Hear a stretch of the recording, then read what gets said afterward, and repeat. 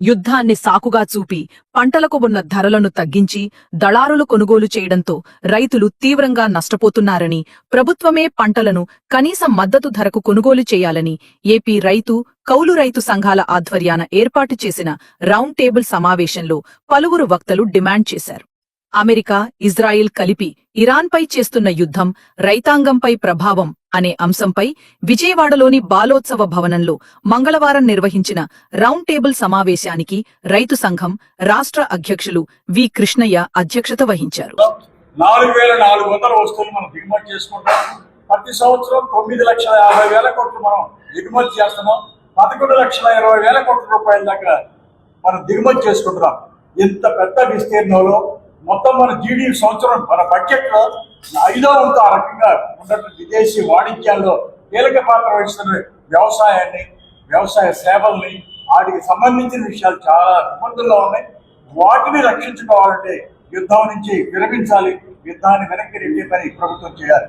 ముఖ్యంగా వ్యవసాయానికి సంబంధించినటువంటి అన్ని గందరగోళాలు పడిపోయి పంటలన్నీ వచ్చినాయి.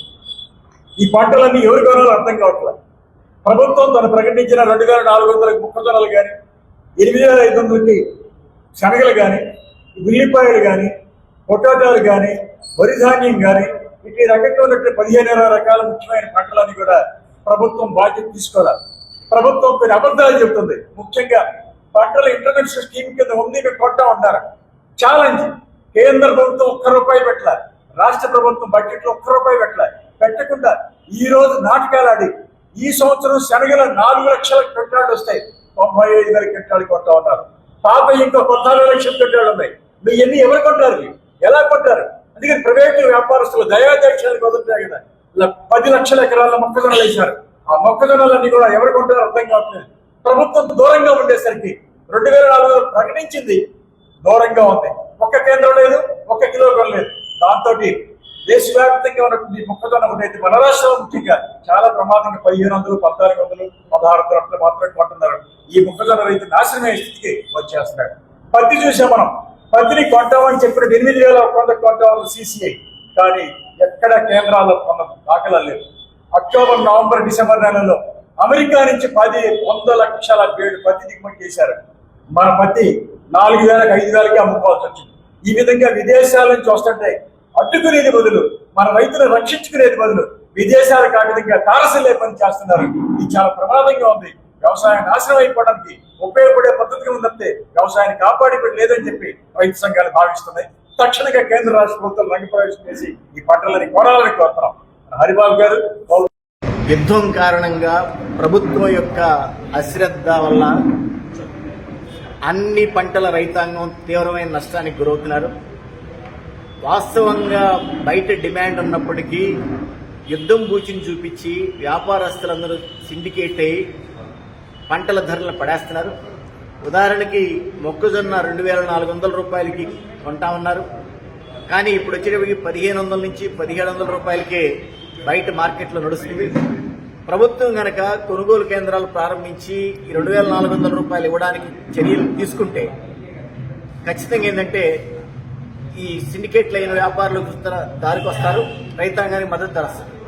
అట్లాగే అరటికి సంబంధించి ఇంతకుముందు 24,000 అమ్ముకున్నారు, ఇప్పుడు 7,000, 8,000 అమ్ముకోవాల్సి వస్తుంది.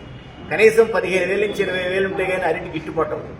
అట్లాగే మిర్చి కేజీ 25 రూపాయలకు ఉన్నారు, ఇవాళ 10 రూపాయలు అంటున్నారు. 10 రూపాయలకు కూడా ఉదయం కూలీలు పెట్టి పోయించమంటారు, మధ్యాహ్నానికి మా వద్దు పొమ్మంటారు. రైతు తెచ్చిన కూలీలు ఏం చేయాలి, కోసిన పంటను ఏం చేయాలి అర్థం కాకుండా ఉన్న స్థితి ఉంది. అట్లాగే గ్యాస్కు సంబంధించి ముఖ్యమంత్రి గారు క్వాంటమ్ టెక్నాలజీ, AI టెక్నాలజీ, అట్లాగే ఇంకా రకరకాల డాష్ బోర్డులతో మొత్తం నా కనుసన్నలో నడిచిపోతుందంటారు. గ్యాస్కి సంబంధించి దేవాలయాలకి, హాస్టల్కి ఇట్లాంటి కొన్నిటికి పర్మిషన్లు ఇచ్చారు. ఆ కమర్షియల్ బండ్లకు సంబంధించి కిందటి వారం ఎంత కన్జంప్షన్ అయింది, ఈ వారం ఎంత తీసుకుంటున్నారు, ఎందుకు ఒకేసారి ఎంత ఎక్కువ ఇస్తున్నారు. కాబట్టి జరిగే అవకతవకలు సరియాసి పోయి సూచించడం వల్ల పిచ్చగా బ్లాక్ మార్కెట్ జరుగుతుంది. అట్లాగే కోడిగుడ్డు ఇన్పుట్స్ ధరలన్నీ విపరీతంగా పెరిగినాయి, కోడిగుడ్డు ధర తగ్గింది. ఆక్వాకి సంబంధించి కూడా ఇవాళ వచ్చేటప్పటికి 30-40 కౌంట్ ఉన్న వాటికి 50 రూపాయలు తగ్గించారు. అంటే ఈ విధంగా యుద్ధం కారణంగా కొంత నష్టపోతున్నారు. అంటే వాడ రేవుల్లో కొంత ఉంది, అట్లాగే కంటైనర్లలో దారిలో కొంత ఉంది, అవన్నీ కుళ్ళి పాడైపోవచ్చు. రెండవ వైపు ఏంటంటే ఇక్కడ లోకల్గా జరిగే మాయాజాలం, దోపిడీ ఇవి కూడా జరుగుతుంది. కాబట్టి వీటన్నింటినీ సెటరైజ్ చేయాల్సిన ప్రభుత్వం సోద్యం చూస్తుంది. ఇది సరికాదని చెప్పేసి ఈ ప్రభుత్వానికి చెప్తున్నాం. ఈ పరిష్కారం చేయకపోతే రేపు 30వ తేదీ నుంచి కంటిన్యూగా ప్రతి చోట వివిధ ప్రాంతాల్లో ఆందోళన చేయాలని చెప్పేసి రైతాంగానికి విజ్ఞప్తి చేస్తాం.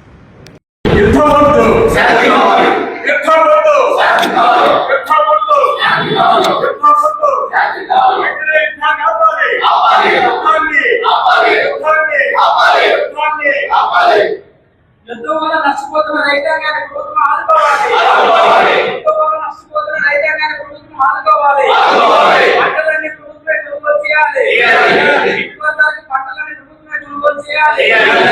యుద్ధం వల్ల నష్టపోతున్న రైతాంగాన్ని కాపాడాలి.